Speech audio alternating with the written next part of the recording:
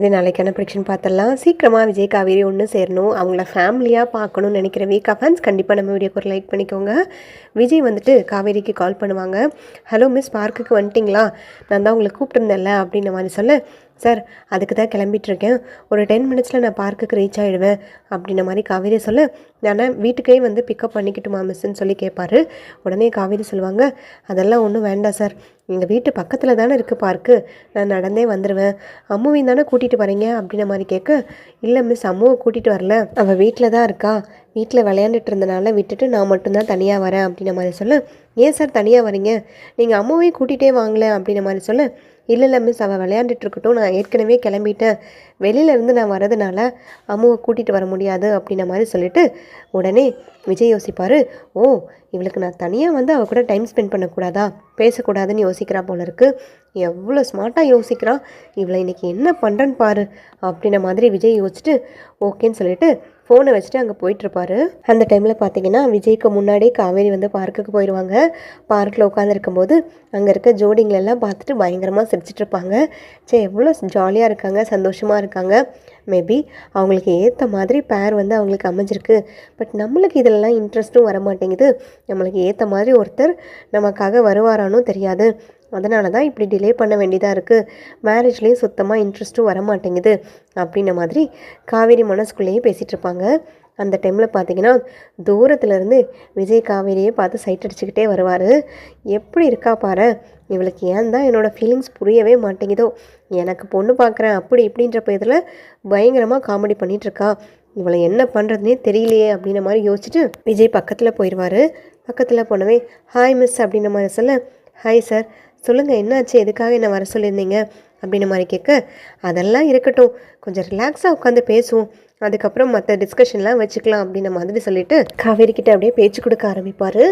அம்மா நீங்கள் இவ்வளோ நாள் ஏன் மிஸ் இங்கே வராமல் இருந்தீங்க, நீங்கள் காஞ்சிபுரத்துக்கு முன்னாடியே வந்திருந்தீங்கன்னா இவ்வளோ ப்ராப்ளம் எனக்கும் இருந்திருக்காது உங்களுக்கும் இருந்திருக்காதுல்ல அப்படின்ற மாதிரி சொல்ல, நான் லேட்டாக வந்ததுனால உங்களுக்கு என்ன சார் பிரச்சனை அப்படின்ற மாதிரி காவேரி கேட்பாங்க. ஐயோ மிஸ், இவ்வளோ நாள் அம்மாவும் தனியாக இருந்தால் எனக்கும் வந்துட்டு போரிங்காக இருந்துச்சு, நீங்கள் வந்ததுக்கப்புறம் தான் ஜாலியாக ப்ளசண்ட்டாக லைஃபே மூவ் ஆகிட்டுருக்கு, அதனால தான் முன்னாடியே நீங்கள் வந்திருந்தீங்கன்னா இன்னுமே ப்ராப்ளம்லாம் சால்வ் ஆகிருக்குன்னு சொல்ல வந்தேன் அப்படின்ற மாதிரி விஜய் சொல்ல, உடனே காவேரி முறைப்பாங்க.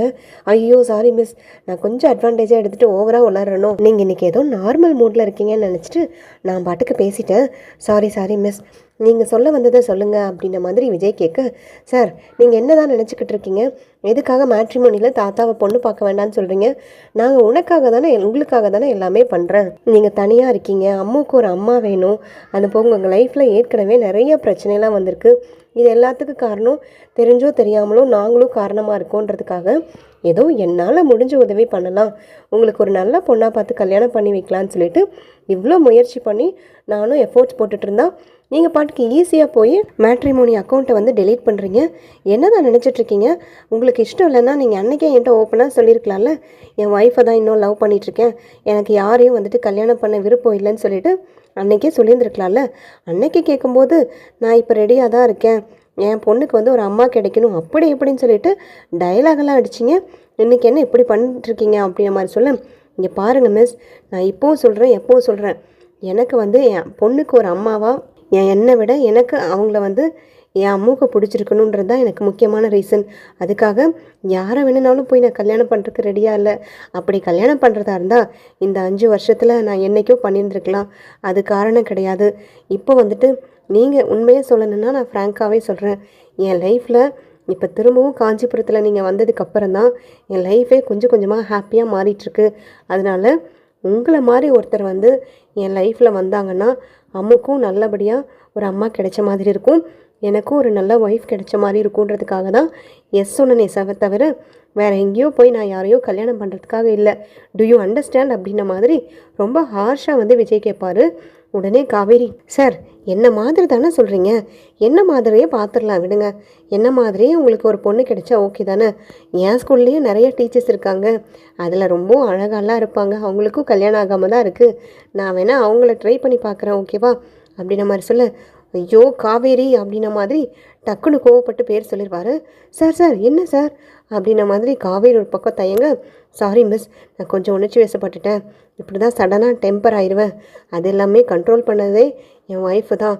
அவள் எப்படியெல்லாம் என் லைஃப்பில் இருந்தா, ஏஞ்சல் மாதிரி என் லைஃப்பில் வந்து என் லைஃப்பையே கம்ப்ளீட்டாக மாற்றிட்டா. ஸோ அவளோட ரீப்ளேஸ்மெண்ட் இருக்கணும்னா எனக்கு அவளை மாதிரி அவள் பண்ணுற எல்லா விஷயங்களையுமே இருக்கிற ஒரு பொண்ணு வந்தால் மட்டும்தான் என்னால் சாட்டிஸ்ஃபை பண்ணிவிட்டு அந்த பொண்ணை கல்யாணம் பண்ண முடியுமே தவிர, அதுக்காக நான் போய் யாரையோ இல்லை கல்யாணம் பண்ணுறதுக்கு ரெடியாகவே இல்லை. அதனால இந்த மேட்ரிமோனியில் பொண்ணு பார்க்குறது, இல்லை தெரிஞ்சவங்க கிட்ட சொல்லி பொண்ணு பார்க்குறது, இந்த மாதிரி அன்னெசரியான வேலையெல்லாம் நீங்கள் இதோட ஸ்டாப் பண்ணிக்கோங்க. அப்படி நான் கல்யாணம் பண்ணுற மாதிரி இருந்தால் என் எக்ஸில் வரவே நான் கல்யாணம் பண்ணிடுவேன். அவளுமே எனக்காக எவ்வளவோ தூரம் வெயிட் பண்ணி இப்போவுமே அவள் மேரேஜ் பண்ணிக்காம தான் இருந்துகிட்ருக்கா அப்படின்ன மாதிரி சொல்ல, என்ன சார் உங்களுக்கு ஃபஸ்ட் லெவல்லாம் வேறு இருந்திருக்கா, உங்கள் ஒய்ஃப்க்கு முன்னாடி நீங்கள் லவ் பண்ணியிருக்கீங்களா வேறு ஒருத்தங்களா அப்படின்ன மாதிரி கேட்க, ஆமாம் மிஸ், ஐயோ அதை வேற உளறிட்டனே, இவகிட்ட திரும்பி வந்துட்டு இவகிட்ட எல்லா கதையும் சொல்ல வேண்டியது வருமே அப்படின்ன மாதிரி விஜய் யோசிக்க, உடனே காவேரி பயங்கர இன்ட்ரெஸ்ட் ஆயிடுவாங்க. சார் சார் எல்லாத்தையுமே என்கிட்ட சொன்னீங்க, இதை என்கிட்ட சொல்லலை பார்த்தியா, இதையும் சொன்னீங்கன்னா இனிமேல் எனக்கு கொஞ்சம் ஹெல்ப்ஃபுல்லாக இருக்கும் உங்களை பற்றி தெரிஞ்சுக்கிறதுக்கு, உங்களுக்கு ஏற்ற மாதிரி பொண்ணாக வந்துட்டு பார்க்குறக்கு சொல்லுங்களேன் ப்ளீஸ் அப்படின்ன மாதிரி கேட்க, உடனே விஜய் கேட்பார், ஏன் மிஸ் உங்களுக்கு நிஜமாகவே என் மேலே அக்கறையில் நீங்கள் இதெல்லாம் கேட்குறீங்களா, இல்லை வந்துட்டு மற்றவங்களோட ஸ்டோரியை தெரிஞ்சுக்கிறதுல உங்களுக்கு ஆர்வத்தில் நீங்கள் இப்படிலாம் கேட்குறீங்களா, நீங்கள் எப்போ பார்த்தாலும் ஏதாவது ஒரு ஸ்டோரியை அதை சொல்லுங்கள் இதை சொல்லுங்கன்னு ரொம்ப ஆர்வமாக கேட்டு தெரிஞ்சுக்கிறீங்க, எனக்கே சந்தேகமாக தான் இருக்குது அப்படின்ன மாதிரி விஜய் கிண்டல் பண்ண, சார் ஆக்சுவலாக சொல்லணும்னா இந்த மாதிரி லவ் ஸ்டோரிஸு இந்த மாதிரி மற்றவங்களோட ஸ்டோரிஸ் எல்லாம் கேட்குறக்கு எனக்கு உண்மையாலுமே ரொம்ப பிடிக்கும். அதுவும் உங்களை மாதிரி இன்ட்ரெஸ்டிங்காக கதை சொல்கிறவங்க கிட்டேருந்து நான் கதை கேட்டேன்னா பயங்கரமாக அதுலேயே நான் மூழ்கிடுவேன். அதனால தான் சொல்கிறேன். அதுவும் நீங்கள் ஸ்டோரியை பயங்கரமாக வேறு எக்ஸ்பிளைன் பண்ணுறீங்களா, உங்கள் கிட்டேருந்து கேட்டு தெரிஞ்சுக்கணுன்னு தான் சார் கேட்குறேன் அப்படின்ன மாதிரி காவேரி சொல்ல, அது சரி, நான் இப்போ கதையை சொல்லலைன்னா என்னை விட்டுறவா போகிறீங்க, சரி நானும் ஆரம்பிக்கிறேன். அது என்னமோ தெரியல மிஸ், என்னோடய ஒய்ஃபுக்கும் சரி என்னோடய எக்ஸ் லவருக்கும் சரி மெமரி ப்ராப்ளம் மட்டும் எப்படி தான் வருதோ தெரியல அப்படின்ன மாதிரி சொல்ல, டக்குன்னு காவேரி கேட்பாங்க, உங்கள் ஒய்ஃப்க்கு மெமரி ப்ராப்ளம் வந்துச்சா, அவங்களுக்கும் என்ன ஆச்சு சார், அவங்களுக்கும் என்ன மாதிரி ஏதாவது ப்ராப்ளமா அப்படின்ன மாதிரி கேட்க, சேச்சா அப்படி இல்லை மிஸ், நான் சொல்கிறத முதல்ல கேளுங்க அப்படின்ன மாதிரி சமாளிச்சுட்டு, நான் வந்துட்டு வெண்ணிலான்ற ஒரு பொண்ணை ரொம்ப சின்சியராக லவ் பண்ணேன். அந்த லவ் இந்த லவ்வெல்லாம் கிடையாது, எல்லாருமே வந்துட்டு வாயை திறந்து பார்த்த அளவுக்கு ஏரியாக்குள்ளேயே கெத்தான லவ் பண்ணேன். அவளும் என்னை சும்மாலாம் கிடையாது, அவ்வளோ தூரம் லவ் பண்ணான். அவளை வந்து எங்கள் கெஸ்ட் ஹவுஸில் தான் நாங்கள் தங்க வச்சுருந்தோம். அவங்க ஃபேமிலியும் எங்கள் கூட ரொம்ப க்ளோஸாக இருந்தாங்க. நானும் அவளும் ரொம்ப லவ் பண்ணோம். அதுக்கப்புறம் பார்த்தீங்கன்னா எங்களுக்கே தெரியாமல் ஒரு சின்ன விஷயத்தினால அந்த ஒரு விஷயத்தை மட்டும் நான் எடிட் பண்ணிக்கிறேன், இப்போ சொல்ல விரும்பலை. ஏன்னா இப்போ அவங்கள திருந்தி நல்லபடியாக வாழ்ந்துட்டுருக்காங்க. இப்போ அவங்கள குறை சொல்ல விருப்பம் இல்லை. ஒருத்தர்னால வந்துட்டு என் வெண்ணிலா ஃபேமிலியே வந்துட்டு ஊரை விட்டு போயிட்டாங்க. அவங்கள ஊரை விட்டு போகும்போது ஆக்சிடெண்ட் ஆகி அந்த ஆக்சிடெண்ட்டில் வெண்ணிலாவோட அப்பாவும் அம்மாவும் ஸ்பாட் அவுட் ஆகிட்டாங்க. இவளுக்கு பார்த்தா வந்து மெமரி ப்ராப்ளம் ஆயிடுச்சு. அவளும் கோமா ஸ்டேஜுக்கு போய் அம்னிஷியா லெவலுக்கு போயிட்டா. அவளுக்கு என்னை பற்றின சுத்தமாக ஞாபகமே எதுவும் இல்லை. அவங்க அப்பா அம்மா எல்லாத்தையுமே மறந்து, பட் விஜய்ன்ற ஒரு கேரக்டர் அவள் லைஃப்பில் இருந்தது மட்டும் அவளுக்கு ஞாபகம் இருந்துச்சு. அந்த அளவுக்கு அவள் என்னை லவ் பண்ணா அப்படின்ன மாதிரி சொல்ல, அப்போ நீங்கள் என்ன சார் பண்ணீங்க, உங்களுக்கு இதெல்லாம் முன்னாடியே தெரியுமா அப்படின்ன மாதிரி கேட்க, சேச்சா இல்லை மிஸ், எனக்கு முன்னாடியே தெரியாது, நானும் அவன் எங்கேயோ போயிட்டான்ற நினப்பில் அந்த மாதிரி நியூஸ் கேள்விப்பட்டேன். அதுக்கப்புறம் நானுமே ட்ரிங்க்ஸு அப்படி இப்படின்னு சொல்லி ரொம்ப அடிக்ட் ஆகி பல வருஷத்தை அவளுக்காகவே நான் ஸ்பாயில் பண்ணிட்டேன். அதுக்கப்புறம் ஒரு பக்கம் பாட்டி தாத்தாவோட டார்ச்சரு கல்யாணம் பண்ணிக்க சொல்லி, அதுக்கப்புறம் தான் என் ஒய்ஃபை வந்துட்டு நான் கல்யாணம் பண்ணேன். அந்த ஸ்டோரியெல்லாம் தான் சொல்லியிருக்கேனே, காசு கொடுத்து நான் அவளை கல்யாணம் பண்ணேன் கான்ட்ராக்டில். அதுக்கப்புறம் என் ஒய்ஃபு கொஞ்சம் கொஞ்சமாக என்னை லவ் பண்ண ஆரம்பித்தா. அவளோட லவ் எல்லாத்தையுமே என்கிட்ட காமிச்சு நான் வந்து அவளுக்கு அடிமையாகிற அளவுக்கு என்னை கம்ப்ளீட்டாக அவள் மாற்றிட்டா. அதுக்கப்புறம் அவள் இல்லாமல் நான் இல்லைன்ற அளவுக்கு நான் வந்துட்டேன். அதுக்கப்புறம் எங்களோட லைஃப் ரொம்ப சூப்பராக போயிட்டு இருந்துச்சு. சடனாக பார்த்தா ஒரு நாள் வெண்ணிலாவை வந்துட்டு ஆசிரமத்தில் நாங்கள் பார்த்துட்டோம். அதுக்கப்புறம் எல்லா ஸ்டோரியும் அவளுக்கு தெரிய வர, அவளுக்கு வந்துட்டு மெமரி ப்ராப்ளம் இருக்குது. அது போக நான் இவ்வளோ தூரம் லவ் பண்ணியிருக்கேன் இல்லையா, அந்த ஒரு கன்சர்னுக்காக என் ஒய்ஃப் என்ன பண்ணால் வெண்ணிலாவை எங்கள் வீட்டுக்கே கூட்டிகிட்டு வந்துட்டா. அவன் மனசில் அவ்வளோ வந்து பாரத்தை வச்சுட்டு எனக்காக வெண்ணிலாவை வீட்டுக்கே கூட்டிகிட்டு வந்து டாக்டர்ஸ் எல்லாம் அரேஞ்ச் பண்ணி அவளுக்கு போன மெமரிஸ் எல்லாத்தையுமே திரும்பி வர வச்சுட்டா. என்ன சார் சொல்கிறீங்க, அவங்களுக்கு உங்கள் ஒய்ஃபு எல்லா மெமரிஸையும் திரும்பி வர வச்சுட்டாங்களா? அப்போ உங்கள் மெமரிஸ் கூட அவங்களுக்கு வந்திருக்கும்ல அப்படின்ன மாதிரி கேட்க, ஆமாம் மிஸ், அதுதானே ட்விஸ்ட்டே. வெண்ணிலாவுக்கு வந்து எல்லா மெமரிஸும் வந்ததுக்கப்புறம் அவன் என்ன தான் கல்யாணம் பண்ணிக்கணும், விஜய் எனக்கு தான், அப்படி இப்படின்னு சொல்லிட்டு என் ஒய்ஃபுக்கும் வெண்ணிலாவுக்குமே பயங்கர சண்டையாக ஆரம்பிச்சிருச்சு. அதுக்கப்புறம் இதே போராட்டத்திலேயே கொஞ்ச நாளைக்கு வந்து மூவ் ஆகிட்டே இருந்தோம். கடைசியில் இதனாலேயே நாங்கள் 2 பேரும் சேர்ந்துருக்க முடியாத சூழ்நிலைலாம் வந்து கடைசியில் வெண்ணிலாவே ஒத்துக்கிட்டா. என் ஒய்ஃபு தான் வந்துட்டு எனக்கு ஏற்ற ஆள், உங்கள் 2 பேர்த்தையும் யாராலையும் பிரிக்க முடியாது, நான் உங்கள் லைஃப்பில் வந்ததே அன்வான்ட்னு வெண்ணிலாவே புரிஞ்சுக்கிட்டு எங்கள் லைஃப்லேருந்து போயிட்டா தெரியுமா. என்னென்னமோ நடந்துருச்சு, ஆனால் என் ஒய்ஃபு ரொம்ப நல்லவ தெரியுமா. அவள் மற்றவங்களுக்காக தான் அதிகமாக யோசிப்பாள். அவள் லைஃப்பை வந்துட்டு சாக்ரிஃபைஸ் பண்ணுறதுக்கு கூட தயாராக இருக்கிற ஒரு ஆள் என்னையும் மாற்றிட்டா, என் லைஃப்பையும் டோட்டலாக மாற்றிட்டா மிஸ் அப்படின்ன மாதிரி சொல்லு.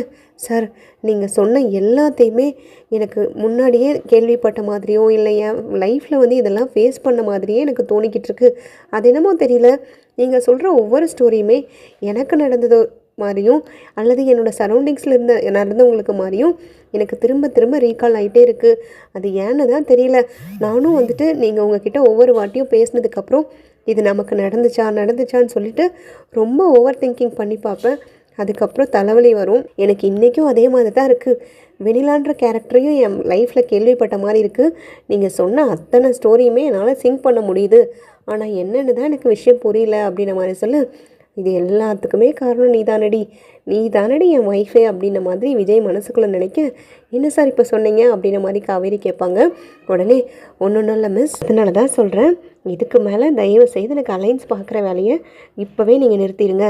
எனக்கு வந்துட்டு பொண்ணு கிடைக்காமலோ இல்லை வந்துட்டு யாரையும் வந்து ஏற்றுக்க முடியாமலோ இல்லை, எனக்கு என் ஒய்ஃப் மாதிரியே ஒருத்தங்க வரணும். என் ஒய்ஃப் மாதிரிலாம் இல்லை, என் ஒய்ஃபே வந்தால் கூட சந்தோஷந்தான் அப்படின்ன மாதிரி விஜய் சொல்ல, அது எப்படி சார் உங்கள் ஒய்ஃபே திரும்பி வருவாங்க, அவங்க தான் இறந்துட்டாங்கன்னு சொன்னீங்கல்ல அப்படின்ன மாதிரி காவேரி கேட்க, உடனே அதெல்லாம் நடக்கும் மிஸ், கடவுள் நினச்சார்னா நடக்காதது ஏதாவது இருக்கா என்ன, அந்த மாதிரி அந்த கடவுளே நினச்சி திரும்பி என் ஒய்ஃபை எனக்காக அனுப்புனா கூட ஆச்சரியப்பட்டிருக்கில்ல அப்படின்ன மாதிரி சொல்ல, ஐயையோ இவர் என்ன இவ்வளோ வெக்ஸாகி பேசுகிறாரு, இவருக்கு மைண்டே சேஞ்ச் ஆகிடுச்சு போல இருக்குது பாவம் அப்படின்ன மாதிரி காவேரி மனசுக்கு கிண்டல் பண்ணுவாங்க. அதனால் நீங்கள் சீக்கிரமாக நல்ல முடிவாக சொன்னீங்கன்னா கல்யாணத்தையும் சீக்கிரமாக வச்சுக்கலாம் அப்படின்ன மாதிரி விஜய் கேட்க, என்னது நான் சீக்கிரமாக நல்ல முடிவாக சொல்லணுமா, என்ன சார் சொல்கிறீங்க அப்படின்ன மாதிரி காவேரி திரும்பி வந்துட்டு கோவமாக கேட்க, ஐயோ அப்படி இல்லை மிஸ், என் ஒய்ஃப் மாதிரி ஒருத்தங்களை நீங்கள் பார்த்தீங்க இல்லை வந்துட்டு மேட்ரிமோனியில் அவங்கள மாதிரி ஒருத்தங்க வந்தாங்கன்னா சொல்லுங்கள், நான் அவங்களையே மேரேஜ் பண்ணி என் குழந்தையோட நான் சந்தோஷமாக இருக்கேன், வேணும்னா இன்னொரு குழந்தைய கூட பெற்றுக்கிறேன் அப்படின்ன மாதிரி சொல்ல காவேரிக்கு ஒரு மாதிரி சிரிப்பு வந்துடும். அட் த சேம் டைம் வந்து விஜய் மேலே லவ்வும் வந்துடும்.